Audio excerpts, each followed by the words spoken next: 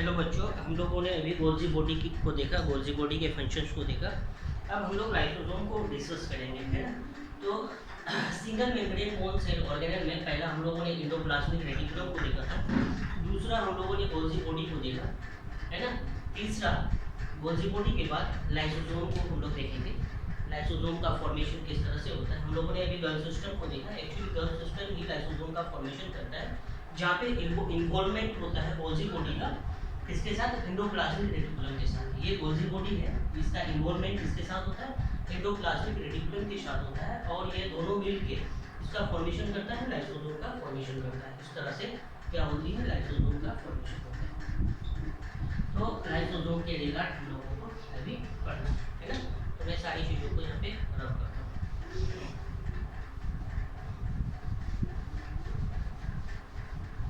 Lysosome actually कैसा है, vesicle form में है।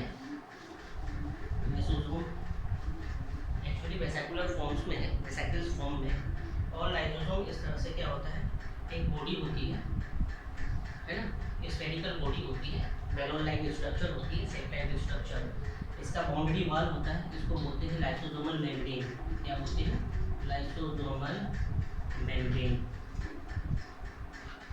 और इसके अंदर जो है ना लाइटिक एंजाइम्स लिक्विड फॉर्म्स में हाइड्रोलाइटिक एंजाइम्स भरा होता है, इसको हम लोग बोलेंगे क्या, लाइसोसोमल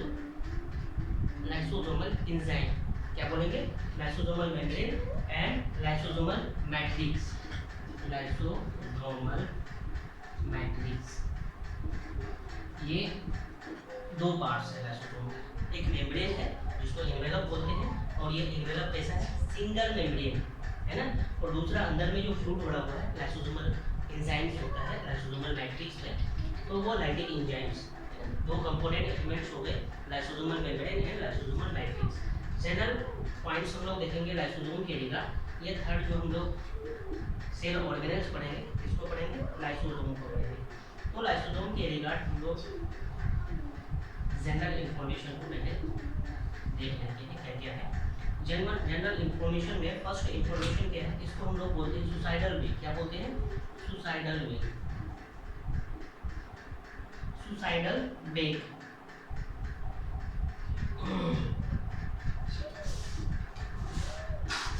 क्या बोलते हैं, आत्महत्या की थैली इसको बोला जाता है ना। Disposal unit of the cell भी बोला जाता है। क्या बोला जाता है, disposal unit of the cell. Disposal unit करने का मतलब हमारी बॉडी में जो भी कचरा होता है उसको क्या किया जाता है, लाइसोसोम में डाल दिया जाता है, डिस्पोजल यूनिट है ना।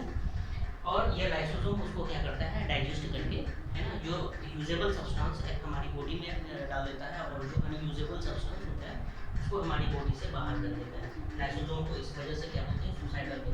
अगर सेल के अंदर लाइसोसोम किसी वजह से ब्रस्ट कर जाता है, फट जाता है, तो पूरे सेल को डेथ कर देता है। क्या कर देता है, डेथ कर देता है। इसी वजह से इसको क्या बोला गया है, सुसाइडल पेग बोला गया है। क्या बोला गया, सुसाइडल पेग बोला गया है ना।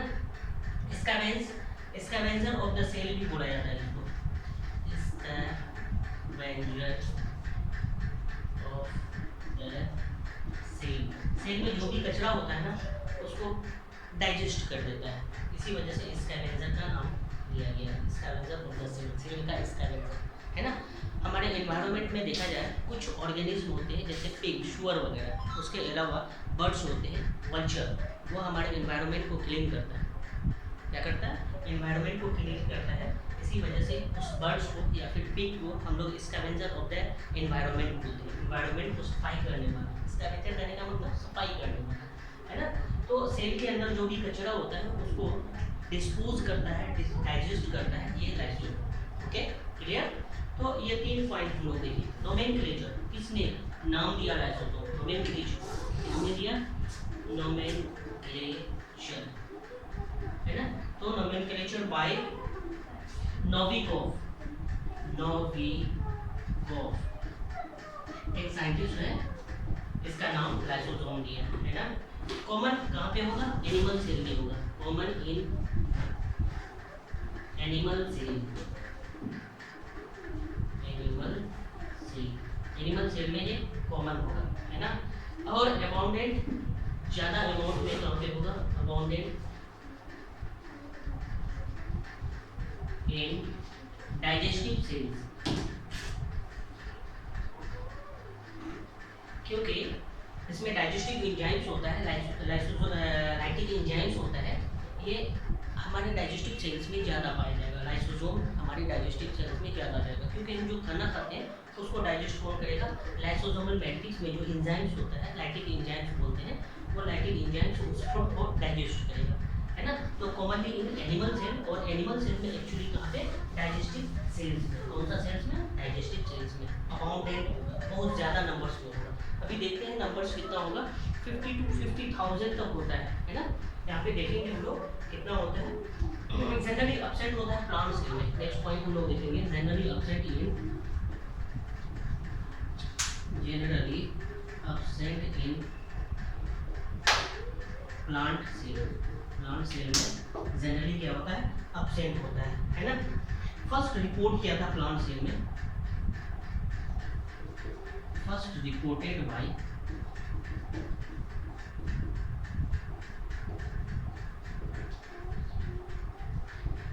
जनरली क्या होता है, प्लांट सेल में एब्सेंट होता है, लेकिन फर्स्ट रिपोर्ट किया था किसने, न्यूरोस्पोरा, किसमें किया था, first reported in Neurospora crassa, किसमें, न्यूरोस्पोरा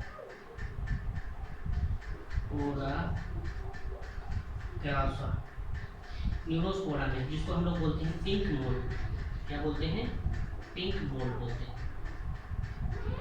है ना। यहाँ पे एक प्लांट है, उनमें क्या किया गया, लाइसोसोम पाया गया, फर्स्ट रिपोर्ट किया गया। तो ये सारे पॉइंट्स हैं। ड्रोसोफिला को क्या बोला जाता है, एक्चुअली न्यूरोस्पोरा को क्या बोला जाता है, एक्चुअली न्यूरोस्पोरा को क्या बोला जाता है, Drosophila of the plant kingdom बोला जाता है। न्यूरोस्पोरा को क्या बोला जाता है, और ड्रोसोफिला ऑफ प्लांट किंगडम, ये भी याद रखो, आगे आएगा प्लांट सेक्शन को हम लोग देखेंगे तो, है ना। Neurospora crassa, actually pink mould को बोला जाता है। ये एक्चुअली क्या होता है, Drosophila of the plant kingdom, plant kingdom का ड्रोसोफिला। ड्रोसोफिला में बहुत ज़्यादा एक्सपेरिमेंट हुआ, है ना, जेनेटिक्स में हम लोग पढ़ेंगे वहाँ पे। तो ये सेकेंड चैप्टर में लाइसोसोम्स को हम लोग देख रहे हैं। लाइसोसोम इस तरह से क्या होता है, सेक लाइक स्ट्रक्चर होती है, जिसमें लाइटिक एंजाइम्स बड़ा होता है, जिसको हम लोग लाइसोसोमल मैट्रिक्स बोलते हैं। लाइसोसोमल मेम्ब्रेन होता है, एक बाउंड्री वॉल होता है। ये बाउंड्री वॉल कैसा है, सिंगल मेम्ब्रेन है ना। तो हम लोगों ने फर्स्ट जो single membrane bound cell organelle देखा, फर्स्ट में एंडोप्लाज्मिक रेटिकुलम को देखा, दूसरे में गोल्जी बॉडी को देखा, तीसरा लाइसोसोम देखा। अभी देखते हैं लाइसोसोम का फॉर्मेशन कैसे और कैसे होता है ना। साइटोप्लाज्म में लाइसोसोम पाया जाता है, इसका फॉर्मेशन कैसे होता है। तो हम लोगों ने एक सिस्टम देखा था, गल सिस्टम, GERL, गल सिस्टम। तो गल सिस्टम क्या है और लाइसोसोम का फॉर्मेशन गल सिस्टम के बिहार पे कैसे होता है, उन सारी चीज़ों को हम लोग अभी डिस्कस करेंगे, है ना। तो नेक्स्ट हम लोग देखते हैं in plant cell lysosomal activity carry out by spherosome. क्यों, क्योंकि प्लांट सेल में जनरली क्या होता है, एब्सेंट होता है। तो यहाँ पे लाइसोसोम की एक्टिविटी कौन करेगा, तो यहाँ पे लाइसोसोमल एक्टिविटी स्फेरोसोम के थ्रू होता है। मैं लाइसोसोम के जनरल इन्फॉर्मेशन को बताता हूँ और फिर नेक्स्ट जनरल पॉइंट को मेंशन करता हूँ, ठीक है। इस तरह से एक पॉइंट हम लोग मेंशन करेंगे in plant cell lysosomal activity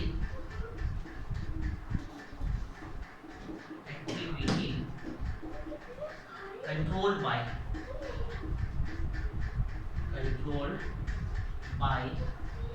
स्फेरोसोम। इसके थ्रू, स्फेरोसोम के थ्रू लाइसोसोमल एक्टिविटी को, प्लांट सेल में लाइसोसोम तो नहीं होगा, उसकी जगह पे कौन लाइसोसोम का काम करेगा, लाइसोसोम का काम करेगा, डाइजेशन का काम करेगा, या फिर अदर जो भी गार्बेज को खत्म करने वाला एक्टिविटी होगा वो कौन करेगा, स्फेरोसोम करेगा। क्या करेगा, स्फेरोसोम, है ना। तो in plant cell lysosomal activity control by spherosome, ये सारी होती है। अब ओरिजिन की बात करेंगे कि लाइसोसोम का ओरिजिन कैसे होता है प्लांट सेल में, है ना। प्लांट सेल में नहीं, जनरली एनिमल सेल में। तो ओरिजिन ऑफ लाइसोसोम क्या देखेंगे, ओरिजिन ऑफ लाइसोसोम।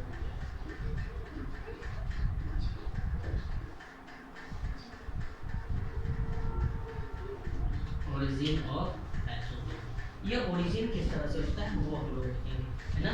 पहले देख लेते हैं क्या बोला जाता है। ये जो ओरिजिन होता है from Golgi body, from Golgi body with association in cooperation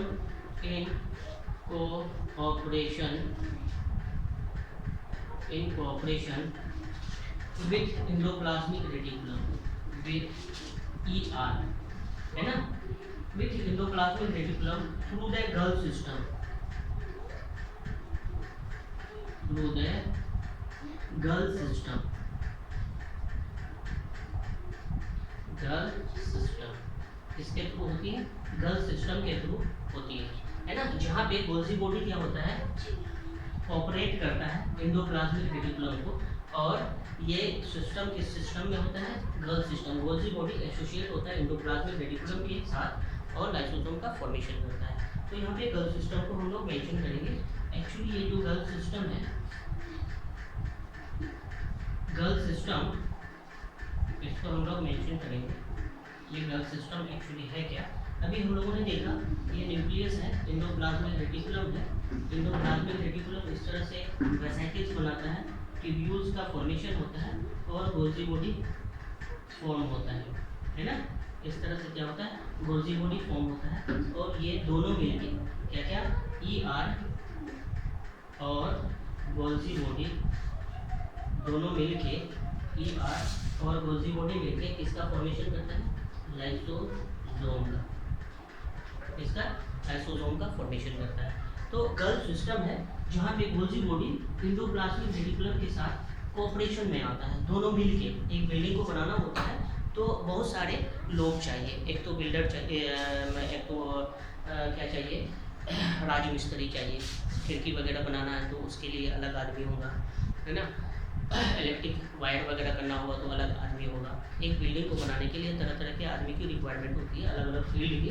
उस तरह से यहाँ पे लाइसोसोम का जो फॉर्मेशन होता है वहाँ पे कौन कौन इन्वॉल्व होता है, एंडोप्लाज्मिक रेटिकुलम इसके साथ गोल्जी बॉडी के साथ एसोसिएट होता है, मिलके ये दोनों क्या करता है, लाइसोसोम का फॉर्मेशन करता है। तो ओरिजिन ऑफ लाइसोसोम में इस तरह से गल्फ सिस्टम होती है। ये गल्फ सिस्टम क्या करता है, गल्फ सिस्टम में actually Golgi body endoplasmic reticulum एक साथ होकर क्या बनाता है, लाइसोसोम प्रोड्यूस करता है। तो गल्फ सिस्टम में इस तरह से सारी बातें होती है। स्ट्रक्चर ऑफ लाइसोसोम हम लोग देखेंगे। स्ट्रक्चर ऑफ लाइसोसोम में तो यहाँ देख रहे हैं, फिर भी हम लोग मेंशन करते हैं स्ट्रक्चर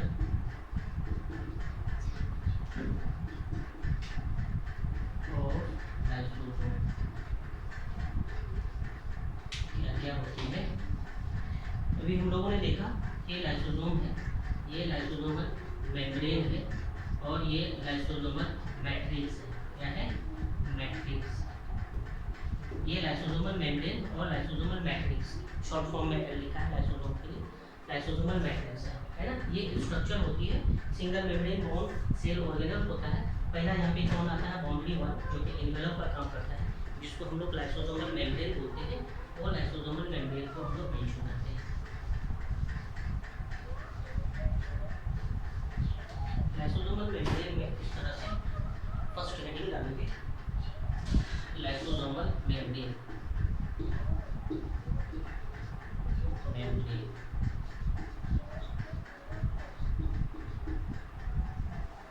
है ना। ये जो लाइसोसोमल मेम्ब्रेन है यूनिट मेम्ब्रेन, क्या है, यूनिट मेम्ब्रेन। ये यूनिट मेम्ब्रेन इसका बना होता है मेड अप इसका बना होता है लिपिड और प्रोटीन का। जितने भी मेम्ब्रेन सिस्टम होते हैं लिपोप्रोटीन्स का बना होता है, दैट मींस लिपिड और प्रोटीन मिलके मेम्ब्रेन का फॉर्मेशन करता है। तो जो लाइसोसोमल की मेम्ब्रेन होती है इसका भी फॉर्मेशन लिपिड और प्रोटीन मिलके करता है, इसको बोलते हैं लिपोप्रोटीन। क्या बोलते हैं, लिपोप्रोटीन, है ना। ये लिपोप्रोटीन का बना होता है। लाइसोसोमल मेम्ब्रेन यूनिट मेम्ब्रेन है और बना हुआ किसका है, लिपोप्रोटीन का बना हुआ है। सिंगल इन नंबर्स होता है, क्या होता है, सिंगल इन नंबर्स, एक ही नंबर्स होती है ना, single membrane bound cell organelle है तो सिंगल इन नंबर्स होता है। ये एक्चुअली क्या होता है, highly resistant to the enzyme है ना, इनक्लोज बाय इट। अंदर में जो एंजाइम्स होता है ना हाईली लैक्टिक फॉर्म्स में होता है, गलाने वाला, जैसे एसिड होती है ना, HCl जिसको बोलते हैं हाइड्रोक्लोरिक एसिड, ये हमारे बॉडी में जाएगा तो डाइजेस्ट कर देगा। इसका जो मेम्ब्रेन होता है उस लैक्टिक एंजाइम्स को, एसिड को है ना, एसिड को रेसिस्ट करता है। तो यहाँ पे एक पॉइंट लिखेंगे, क्या लिखेंगे, ये जो लाइसोसोमल मेम्ब्रेन है अंदर की जो एंजाइमेटिक एक्टिविटी है उसको रेसिस्ट करता है। एक पॉइंट लास्ट में लिखेंगे यहाँ पे, क्या, highly resistant to the enzymes, resistant, highly resistant to the enzymes,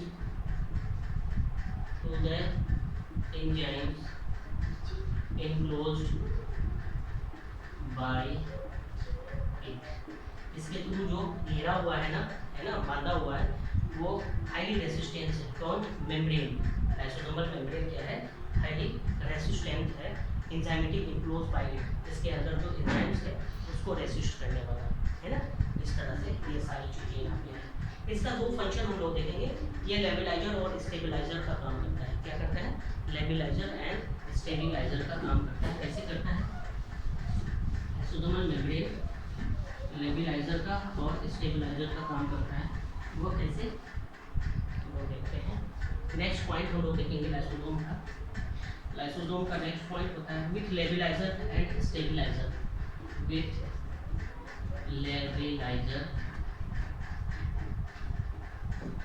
with levellizer and stabilizer,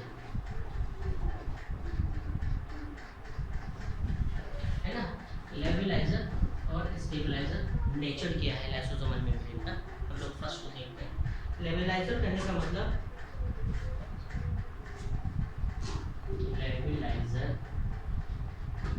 करने का मतलब क्या है ना, ये एक्चुअली लेवलाइजर नेचर किसका होता है, लाइसोसोमल मेम्ब्रेन का, है ना। तो लेवलाइजर नेचर किस वजह से होता है, केमिकल सब्सटेंस की वजह होता है। किसकी वजह से होता है, केमिकल सब्सटेंस की वजह से होता है। तो लेवलाइजर्स को हम लोग बोलेंगे chemical that increase permeability of, chemical that increase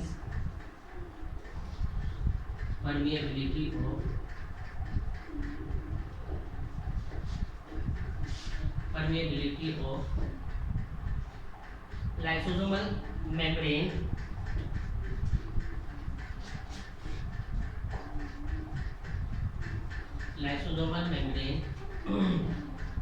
for easy releasing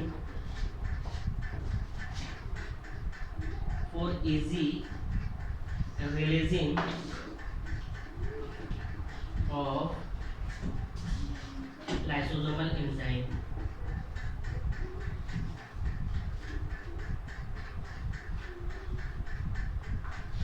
ये लेवलाइजर एक केमिकल सब्सटेंस है जो मेम्ब्रेन में होगा, और इस तरह से लाइसोसोम के अंदर जो एंजाइमेटिक पार्ट्स होंगे, लैक्टिक एंजाइम्स होंगे, वो इजीली लाइसोसोम से बाहर आएगा, और बाहर में कोई भी अगर एक्सक्रीटरी सब्सटेंस या फिर अदर फॉर्म्स में फूड पार्टिकल्स होंगे तो ये इजीली बाहर आएगा, उसको डाइजेस्ट करेगा और हमारे बॉडी को प्रोटेक्ट करेगा। दैट मीन्स केमिकल सब्सटेंस है। लेवलाइजर क्या है, एक केमिकल सब्सटेंस है जो क्या करता है, इंक्रीज करता है परमेबिलिटी को। मेम्ब्रेन में एक्चुअली क्या होता है, परमेबिलिटी होता है, मेम्ब्रेन परमेबल होता है। तो इस लेवलाइजर की वजह से मेम्ब्रेन क्या होता है, मेम्ब्रेन की परमेबिलिटी इंक्रीज हो जाती है, जिस वजह से अंदर का जो एंजाइम्स है वो बाहर आएगा और बाहर आके फंक्शन करेगा। क्या करेगा, बाहर आके फंक्शन करेगा। Chemicals, labilizer is a chemical that increase permeability of lysosomal membrane for easy releasing of lysosomal enzymes. ये तो लेवलाइजर का फंक्शन हो गया। दूसरा फंक्शन स्टेबलाइजर भी करता है। जब बाहर कोई काम नहीं है, इस एंजाइम्स का बाहर जब कोई काम नहीं है तो वो स्टेबलाइजर का भी काम करता है। स्टेबलाइजर भी एक तरह का केमिकल सब्सटेंस है, तो हम लोग स्टेबलाइजर को देखते हैं।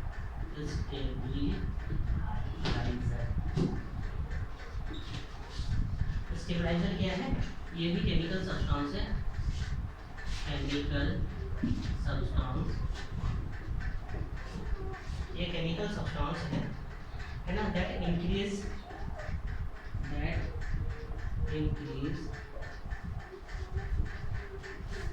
impermeability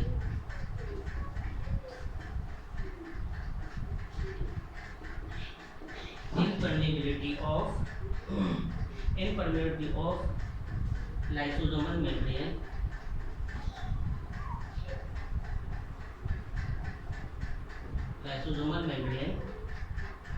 to check the releasing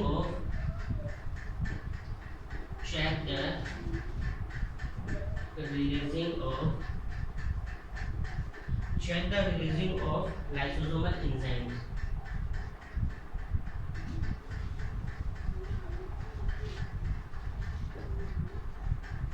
lysosome enzymes को बाहर जाने नहीं देगा। दैट मीन्स ये जो लाइसोसोम के अंदर जो एंजाइम्स है ना, मैट्रिक्स वाला पार्ट में, इसको बाहर जाने नहीं देगा। दैट मीन्स परमिएबल, ये नेचर जो लेविलाइजर्स की वजह से होता था, अब ये इम्परमिएबल नेचर हो जाएगा। Impermeability of lysosomal membrane to check means बंद कर देगा, बाहर जाने नहीं देगा। बाहर काम ही नहीं है, बाहर जाएगा तो सेल को क्या करेगा, डैमेज करेगा। इस वजह से अंदर के जो लाइटिक एंजाइम्स है उसको बाहर जाने नहीं देगा। कौन नहीं जाने देगा? स्टेबलाइजर। और स्टेबलाइजर एक्चुअली है क्या? केमिकल सब्सटेंस है जो इम्परमिएबिलिटी को, मेम्ब्रेन के इम्परमिएबिलिटी को डिक्रीज करा देता है। क्या करता है? डिक्रीज करा जाता है। जिस वजह से क्या होता है, ये चेक हो जाता है, बाहर नहीं आ पाता है। ओके, ये स्टेबलाइजर क्या है? Chemical substance. स्टेबलाइजर क्या करता है? जब बाहर जरूरत नहीं है तो नहीं भेजेगा। स्टेबलाइजर केमिकल सब्सटेंस है दैट इंक्रीज इम्परमिएबिलिटी, बाहर जाने से रोकता है, इंक्रीज कर देता है कि बाहर नहीं जाओ ना। Impermeability of lysosomal membrane to check the releasing of lysosomal enzymes. इस तरह से ये दोनों फंक्शन जो है लाइसोसोम मेम्ब्रेन क्या करता है, लाइसोसोमल मेम्ब्रेन ये दोनों फंक्शन करता है। एक तो लेविलाइजर का काम करता है, जब ज़रूरत होगी बाहर तो बाहर मेम्ब्रेन खुल जाएगा, दरवाज़ा खुल जाएगा, मेम्ब्रेन से बाहर आ जाएंगे। और जब ज़रूरत नहीं होगी तो ये क्या करेगा, इम्परमिएबल हो जाएगा। Lysosomal membrane just like impermeable. इस वजह से to check the releasing of lysosomal enzymes, इस वजह से ये सारी चीज़ें होती हैं, है ना। लाइसोसोम के रिगार्ड हम लोग बात किए। कुछ केमिकल सब्सटेंस होती है जो लेविलाइजर का काम करता है। वो लेविलाइजर का काम में विटामिन ए, विटामिन बी, है ना। एग्जाम्पल में कौन कौन सा केमिकल सब्सटेंस है, तो यहाँ पे एग्जाम्पल्स में हम लोग लिख सकते हैं विटामिन ए, ये भी केमिकल सब्सटेंस है जो लेविलाइजर का काम करेगा। विटामिन बी कोमा, है ना, ये सब ए बी, विटामिन के ये सब लेविलाइजर का काम करेगा। और विटामिन ई भी होता है, विटामिन ई ये भी लेविलाइजर का काम करता है। विटामिन ई यहाँ पे हाई डोज में होता है। क्या होता है? हाई डोज में, याद रखना। लेविलाइजर का काम होगा तो वहाँ पे जो केमिकल सब्सटेंस होगा विटामिन ई होगा, ज़्यादा अमाउंट में होगा, हाई डोज में होगा। यही स्टेबलाइजर में अगर हम लोग देखेंगे तो स्टेबलाइजर में विटामिन ई का वैल्यू क्या हो जाएगा, डिक्रीज कर जाएगा, लो डोज में होगा। तो ये फंक्शन को क्या करेगा, है ना, चेक करेगा। तो यहाँ पे एग्जांपल देखेंगे स्टेबलाइजर का, कौन कौन सा केमिकल सब्सटेंस है जो स्टेबलाइजर का काम करेगा। कोलेस्ट्रॉल है, कोलेस्टेरोल, है ना। उसके अलावा कॉर्टिसोन, क्लोरोक्विन और विटामिन ई। यहाँ पे क्या होगा, विटामिन ई लो डोज में होगा। क्या होगा? लो डोज में होगा। ठीक है, तो ये सारी चीज़ें होंगी। लेविलाइजर में केमिकल सब्सटेंस विटामिन ई होंगे हाई डोज में, और स्टेबलाइजर में केमिकल सब्सटेंस विटामिन ई होंगे लो डोज में। ये सारी चीज़ें यहाँ पे हम लोग देखें स्टेबलाइजर और लेविलाइजर्स का। दूसरा जो लाइसोसोम्स का पार्ट होता है, ये तो मेम्ब्रेन के रिगार्ड बोले, अंदर में जो पार्ट है लाइसोसोमल एंजाइम्स मैट्रिक्स जिसको बोलते हैं, वो हम लोग सेकंड पॉइंट पढ़ेंगे। तो यहाँ पे लाइसोसोमल मेम्ब्रेन एंड देन दूसरा कंपोनेंट्स क्या होगा, लाइसोसोमल मैट्रिक्स। दूसरा क्या होगा, लाइसोसोमल मैट्रिक्स।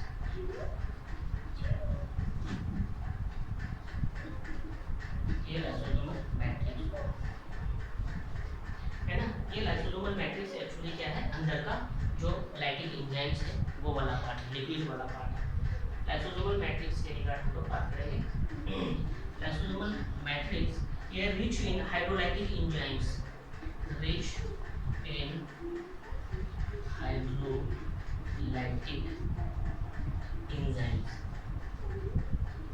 हाइड्रोलैक्टिक एंजाइम्स करने का मतलब पानी फॉर्म में है, लिक्विड फॉर्म में है, जैसे HCl है, HCl ये इसी तरह से होता है लिक्विड फॉर्म में। टॉयलेट क्लीनर होता है HCl, उस तरह से हाइड्रोलैक्टिक एंजाइम्स भी होता है, जहाँ पे भी जिस सब्सटेंस में पड़ेगा उसको डाइजेस्ट करेगा, है ना। तो lysosomal matrix rich in hydrolytic enzymes, और ये क्या करेगा, कोल्ड एसिड हाइड्रोलाइजेज, उसको क्या बोलते हैं, कोल्ड एसिड हाइड्रोलाइजेज, है ना, हाइड्रोलाइजेज, एसिड हाइड्रोलाइजेज उसको बोलते हैं। जो हाइड्रोलैक्टिक एंजाइम्स होता है उसको हम लोग कहते हैं एसिड हाइड्रोलाइजेज होता है। और ये एसिड हाइड्रोलाइजेज जो होता है ये कितने तरह के होता है, 40 डिफरेंट टाइप्स ऑफ एंजाइम से मिलकर बनता है। यहाँ पे 2-3 पॉइंट लिखेंगे,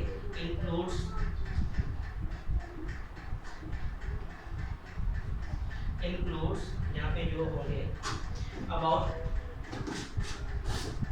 40 डिफरेंट टाइप्स, है ना। अलीबाबा जो था उसके पास 40 चोर था, है ना। तो हाइड्रोलैक्टिक एंजाइम्स जो लाइसोसोमल मैट्रिक्स में है, इसमें डिफरेंट टाइप्स के 40 डिफरेंट टाइप्स के एंजाइम्स होंगे, includes about 40 different types of enzymes, hydrolytic enzyme जो होंगे 40 डिफरेंट टाइप्स ऑफ एंजाइम्स होंगे, एसिड हाइड्रोलाइजेज बोलेंगे। दूसरा जो लिखेंगे, ये ऑपरेट्स बेस्ट एसिडिक कंडीशन, ये operate based in acidic condition में ये अच्छा काम करेगा। क्या करेगा, एसिडिक कंडीशन में अच्छा काम करेगा, है ना। और ये सेल के अंदर जितने भी कंपोनेंट एलिमेंट्स होंगे सबको ये ब्रेक कर सकता है, लाइसिस कर सकता है। एसिड हाइड्रोलाइजेज है ना, हाइड्रोलैक्टिक एंजाइम्स है ना, ये जितने भी सेल के अंदर कंपोनेंट एलिमेंट्स होंगे सेल्यूलोज को छोड़ के, इसको छोड़ के सेल्यूलोज को छोड़ के सबको ये क्या कर सकता है, डाइजेस्ट कर सकता है। तो next point very very important, can break almost all